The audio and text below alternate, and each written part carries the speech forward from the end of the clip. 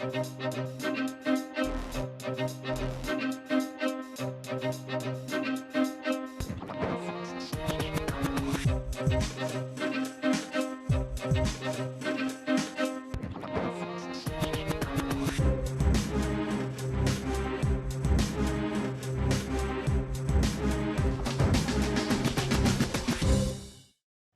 everyone, and welcome to another episode of Protest and Promise. My name is Lisa Salazar, and I'm the General Manager of the Youth Development Department. Every month, we engage with members of the Olivia E. Mitchell Youth Council, which is represented by all 15 council districts on very important topics and themes relative to youth interest. It is my pleasure to announce that Youth Council members are here with us today for this very special segment where we will be meeting Miss Olivia E. Mitchell herself. How special and fortunate is that we're here to be sharing space with you today, Miss Mitchell.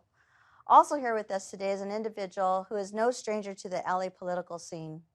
Having served as deputy mayor in studio, we also have with us here Assemblymember Reggie Jones-Sawyer. Welcome to the show. Thank you.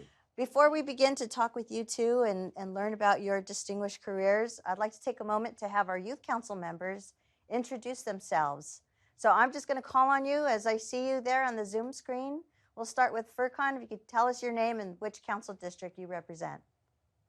Hi, my name is Furkan Yeltsin, and I represent Council District 11. All right, welcome to the show. Asha. Hi, I'm Asha, and I'm from Council District 10. Welcome. Miriam. Hi, I'm Miriam, and I represent Council District 1. All right, welcome. E. Denisi. Hi, I'm Edanisi, and I'm representing Council District 10. E. Denisi, all right. Charlie. Hi, I'm Charlie, and I'm representing Council District 13. All right, welcome. Welcome to our Youth Council members. So today we are celebrating African American History Month, and we have two distinguished public servants with us in studio today. So I'm going to take a moment to say hello to Miss Olivia Mitchell. We are good friends, and Miss Olivia is a mentor, not only to me, but to almost everybody that's in studio today. So welcome to the show. Ms. Mitchell, could you just share with us a little bit about your career pathway with the city?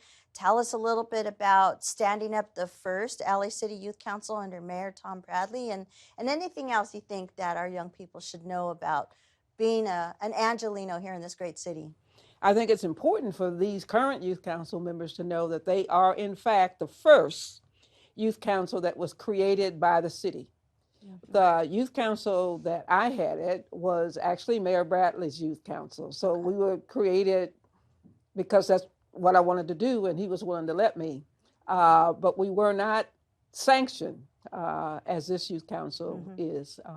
That Youth Council also had representation from every city council when we insisted upon it. And I, as we talk later, in this African American History Month, I want to talk about how we very deliberately made certain that we were inclusive of a variety of young people and experiences so they could learn to live and work together.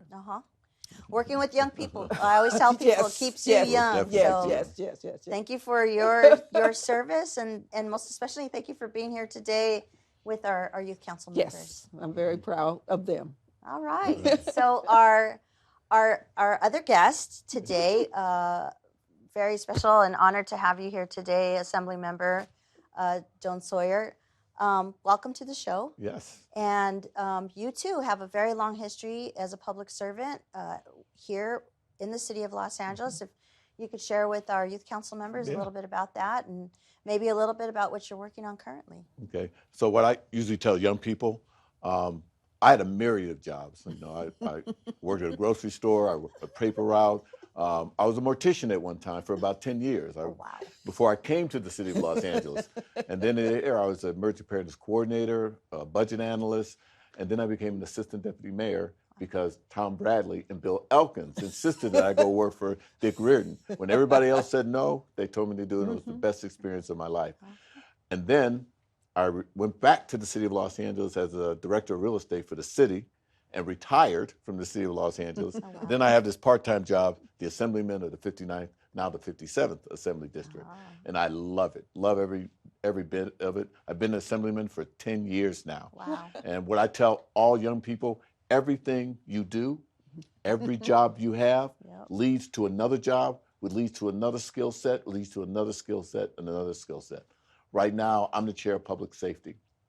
Public safety, as you know, deals with a lot of police issues and a lot of shootings and incidents that are happening out there in the public right now. And a lot of people coming to us about gun laws, gun violence, and trying to make our communities a lot safer now. And so right now I'm working on a public safety bill and budget legislation that we can stop the school to prison pipeline for Yep. these young people. And probably only Miss Mitchell and I remember, there was a day when you used to have community centers. You'd go to the park and you could play all day. Yeah. You had teen posts, boys Yes. clubs, and Yes. all of those, that whole infrastructure that was there that kept me from being in the streets and getting into trouble. Yep. We need to recreate that now. And young people are asking for safe spaces just like Yes, that. So yes, you're yes. right on point. Oh, Yes, yeah. And I'm in my last 2 years in the Okay. assembly. So my job is to try to set up that infrastructure so that we can get young people not only off the street, make sure they get a good education, and get them employed. That's fantastic. That's fantastic. And two great examples of a successful career pathway. It doesn't have to be that you go into one job and you just stay there. And then to Olivia's point, when you get to do something that you love, you never really feel like you're working a day in your life, right? I mean, that's how I feel in my job. So thank you for those amazing introductions. And we learned a whole bunch more about both of you. So I believe our youth council members have prepared some questions for you. Oh, great. So that they can learn more about you and your careers. Who would like to go first? Charlie raised his hand. All right, Charlie, you're up. So my first question is first of all, thank you guys so much for joining us, and thank you guys for your leadership in the city. And my first question is for both of you guys. So both Ms. Mitchell and Assemblymember Reggie Jones-Sawyer, how did the intersectionalities of race and gender shape your leadership in the city? I'm glad you asked that question because it's one of the things I really wanted to address. We came here in 57. I'm not going to make it the very longest statement, but we came in 1957. And when I went to Manual Arts High School, I tell people that we had over 200 clubs in our school. Wow. And because we had full orchestra, we had drama, we had future farmers, even though we were in the middle of the city, we had all of those programs, but they also gave us an opportunity to interact. So I grew up in an LA that was Black and Jewish and Mexican and Asian and etc. I grew up with people whose parents had been in the Japanese internment camps and whose parents, because I'm older, whose parents had also been in the concentration camps and still had the numbers tattooed on them. Very integrated. And then I've been a part of those kinds of programs all my life. So both in my friend structure, in my family structure, in the work that I've done, I've made certain that people were included.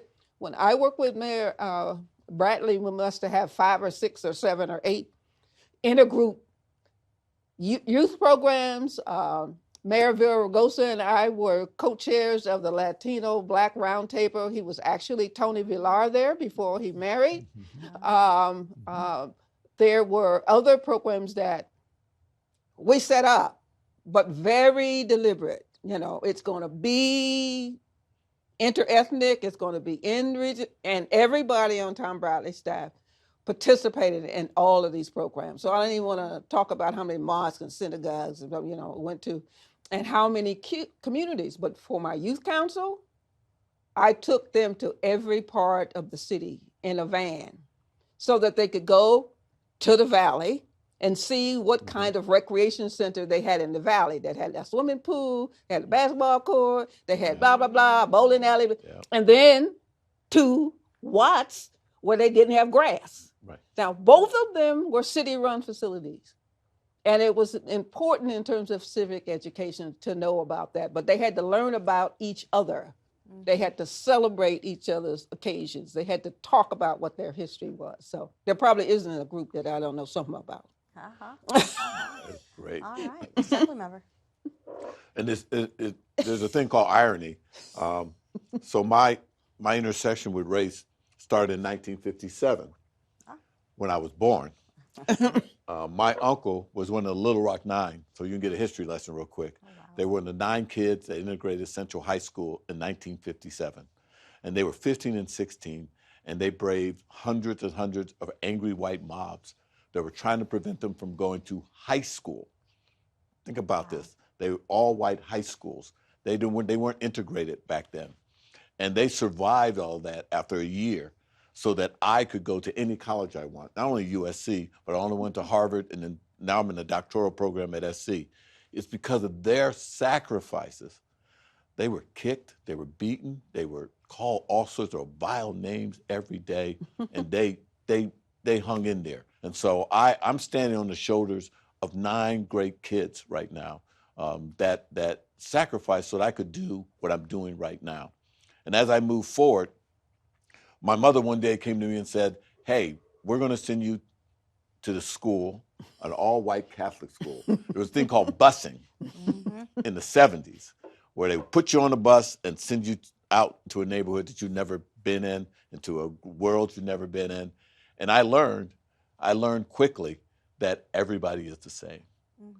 And when you get into those different environments and you start interacting with different people and different cultures, as Dr. Mitchell said, once you start interacting with different people, you start to realize that you've got to come together. And that's what I took with me. And I've always would ask my mother, how come they never told me all these horrible stories that my uncle went through? I didn't learn about it until I went to college. And that's when they told me they didn't want me to be prejudiced. They didn't want me to hate white people. They didn't tell me a lot of the really horrible things that my uncle went through, that my family went through, burning crosses. We were chased out of Little Rock, Arkansas. That's why we're here in Los Angeles right now, because the Klan threatened to kill my grandfather. And we were chased out of Arkansas to come here by the Klan. I admire my parents for being able to instill in me to be able to embrace everyone and not to have any hatred. Because hatred is a disease that festers, that is so terrible. We're seeing right now that's manifested in all sorts of things. And so when you call it my intersectionality, for me, that's what my whole life is about. How do you do that? Charlie, great question. Way to kick off the conversation, and thank you for your responses. Who would like to go next? Yes, I can just jump in really quickly. Assemblymember, thank you so much for being with us here today. I know you've probably got a busy schedule, so we appreciate the time. You've been involved with shaping public policy for over a decade, even prior to being an elected official. You know, your time as deputy mayor at SEIU 721.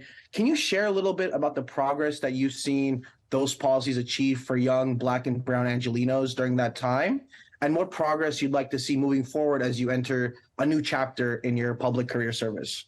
So when I first got elected in 2012, when you got convicted, you went away for a very long time.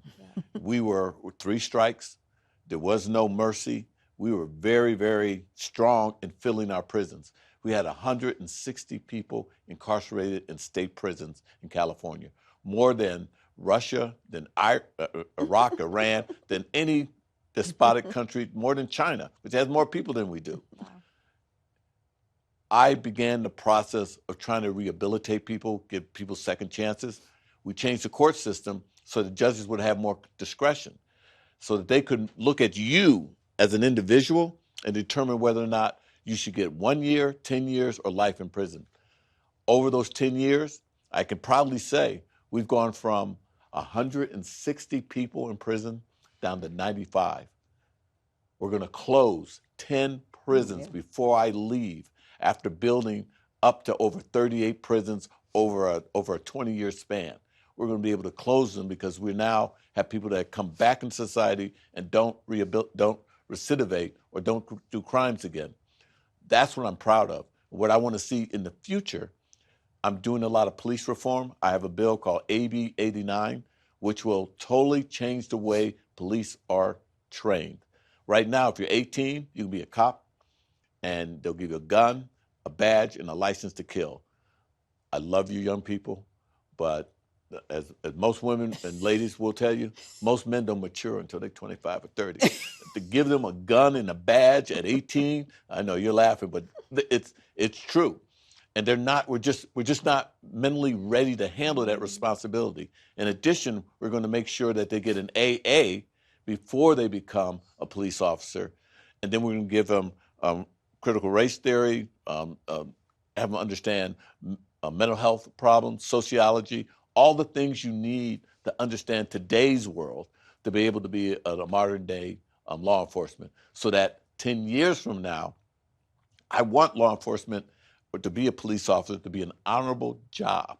Mm-hmm. It really is an honorable job. It's just that a few have made it not what it should be. Mm-hmm. And they've denigrated the name of being a police officer. We need to build it back up again. The way we build it back up again is what my AB 89 will do. It'll make it not only safer for people, but you'll start to have respect for law enforcement again. Wow. So we went from 160,000 folks down to 95. Down to 95,000. That's still like and crime huge, did go down, huge numbers. Contrary to what people say. Oh, wow. Crime did go down. Wow. Great question. Thank you for calling. Let's go to E. Denisi. You have a question, young man. Hi, afternoon. Thank you guys for coming out here today. Really appreciate it. I'm loving the conversation that we're having so far. It's really nice to hear the stories and everything. But this is a question for Ms. Mitchell. What motivated you to create the Tom Bradley Youth Advisory Council? Next to that, what were like some of the pressing issues of the time, and how did you and the council navigate around them? I've always been interested in youth programs and the impact of government on young people. I was raised in the foster care system. And of course, where I am now was never a dream of mine growing up in Chicago. But one of the things that I kind of learned, even in junior high, high school, certainly in college, is that there is an opportunity for the ordinary citizen to have an impact on their government. Mm-hmm. But first you had to know it. So I'm always distressed when I find people who don't know who their city council members are, who hate the police but cannot give me the name of the chief of police. So I don't allow people to talk to me who know nothing. I'm telling them you have to come back when you can answer these 3 questions. But you always kind of look to the future. That's why you look at young people and young adults, training them. The Assemblyman is talking about working to have the next group of police officers have an AA degree, to be at least, a grown person. I'm looking at the same thing. What do we do with the young people who are there? How do we introduce you to the issues of the community?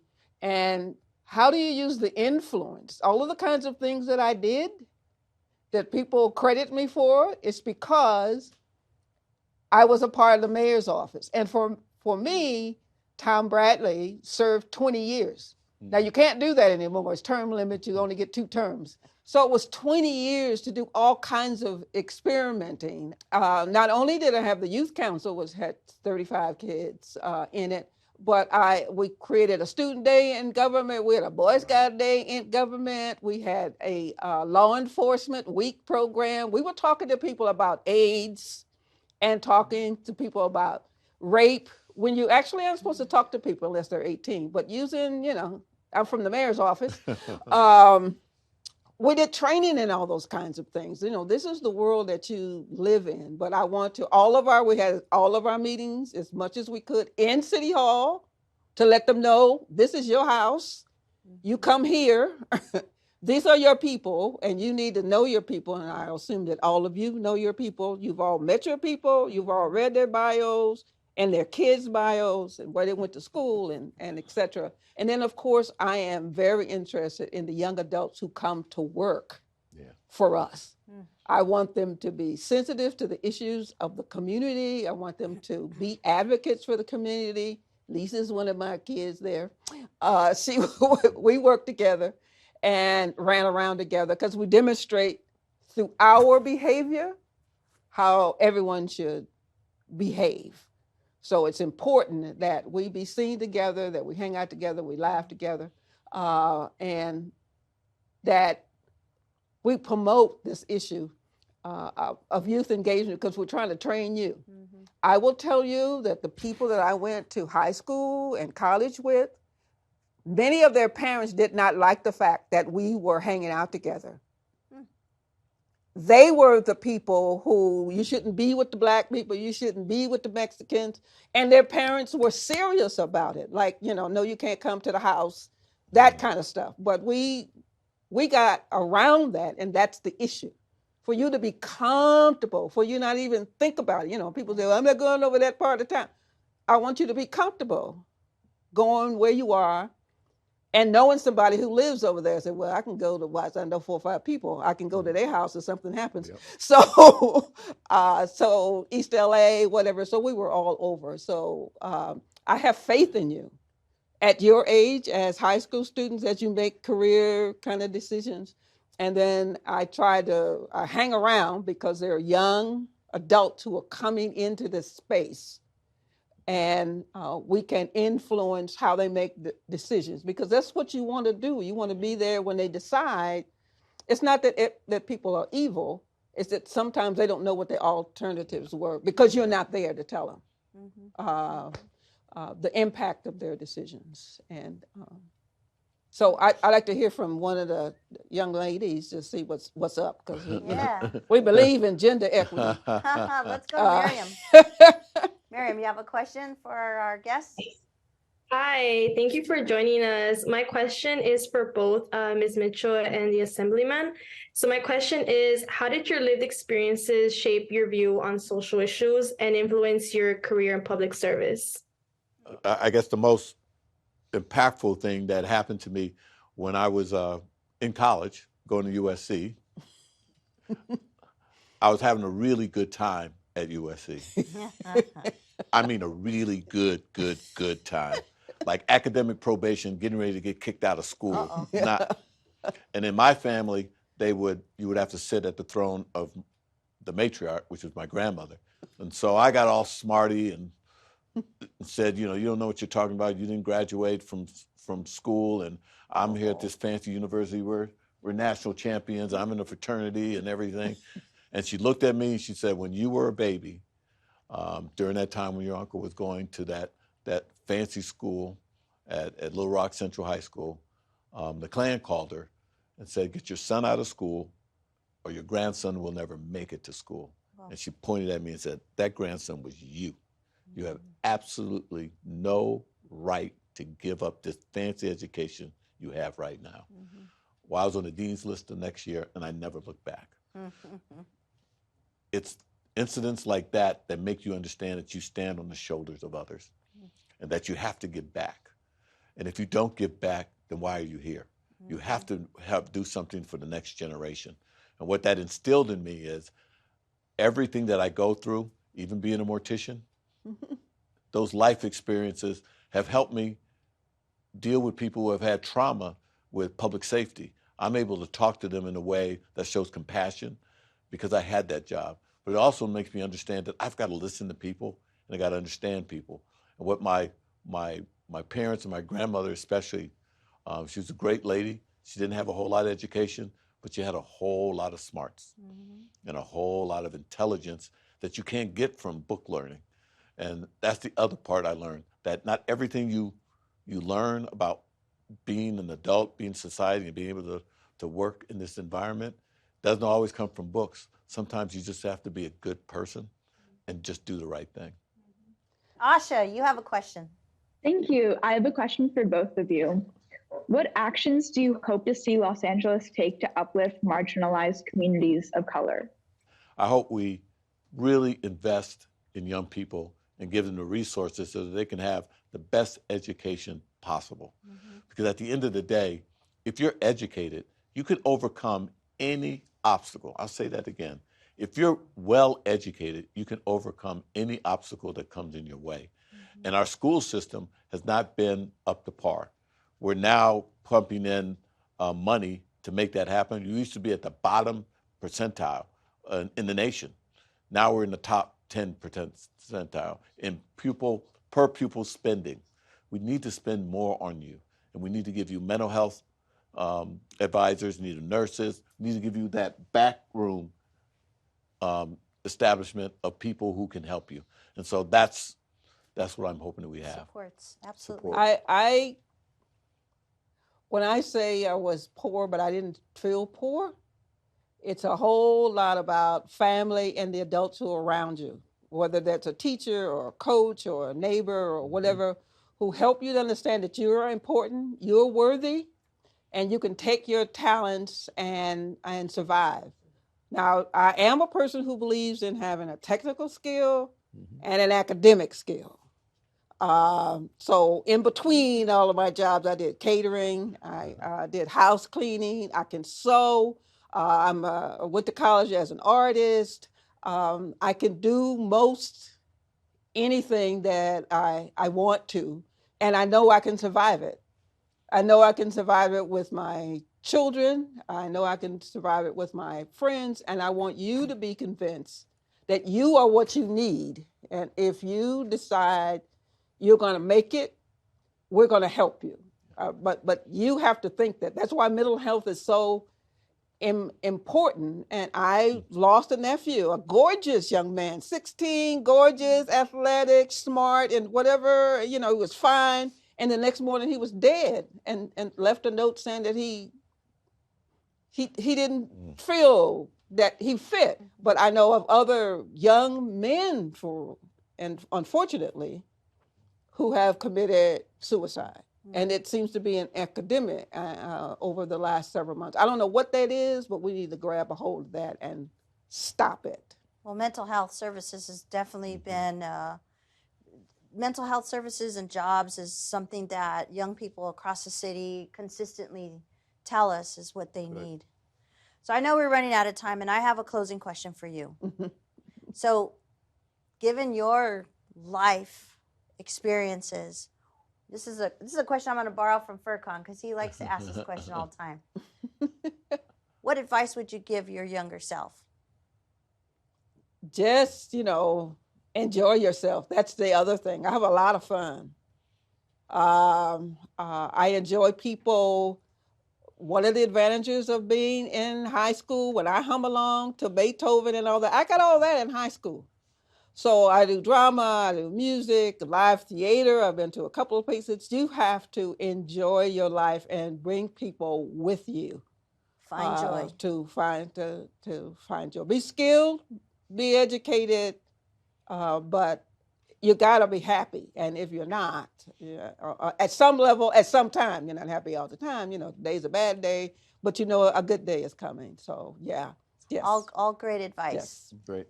I would say just overcome your fears and face your fears, because fear will keep you from accomplishing everything and anything you want to do.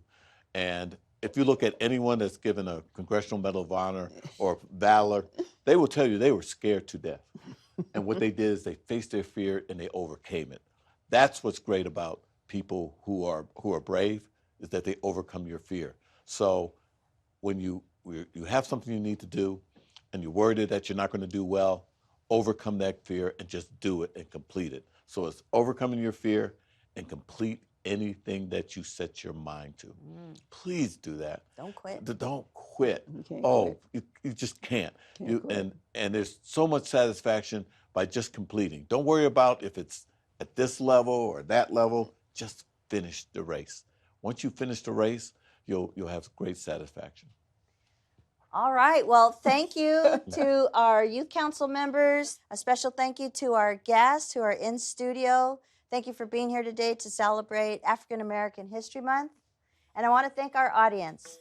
I'm Lisa Salazar, General Manager of the Youth Development Department, and thank you for joining us for another episode of Protest and Promise.